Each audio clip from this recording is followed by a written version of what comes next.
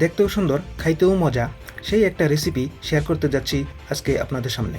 প্রিয় বন্ধুরা, সম্পূর্ণ ভিডিওটি যদি দেখেন অবশ্যই আমার মতো বাজরা মাল্টিগ্রেন কেকটি তৈরি করতে পারবেন। প্রথমে বাটিতে 250 গ্রাম লাল মটরশুঁটি সারা রাত ভিজিয়ে রাখুন। অন্য বাটিতে বাজরা ভালো করে ধুয়ে নিন। ভেজানো লাল মটরশুঁটি এবং বাজরা স্টিম করুন, উচ্চ আঁচে স্টিম করুন। এমন হয়ে এলে নামিয়ে নিন। 100 গ্রাম রক চিনি, 20 গ্রাম বাদামি চিনি, 500 মিলি পানি দিয়ে কম আঁচে রান্না করুন। অন্য বাটিতে 300 গ্রাম কেক পাউডার ডালুন। চিনির মিশ্রণটি ঠান্ডা করে ডালুন। একদম ভালো করে নেড়েচেড়ে মিশিয়ে নিন। স্টিম করা মটরশুঁটিতে অর্ধেক ঢেলে নেড়েচেড়ে বাকি অর্ধেক বাজরাতে ঢেলে নেড়েচেড়ে মিশিয়ে নিন। প্রথমে প্লেটে বাজরার মিশ্রণটি অর্ধেক ঢেলে 5 মিনিট স্টিম করুন। এখন মটরশুঁটির পুরো মিশ্রণটি ঢেলে 15 মিনিট স্টিম করুন। এবার বাকি অর্ধেক বাজরার মিশ্রণ ঢেলে 8 মিনিট স্টিম করুন। এখন ঢাকনা খুলে নামিয়ে নিন। ব্যাস, এবার প্রস্তুত আমার সেই সুস্বাদু বাজরার মাল্টিগ্রেন কেক।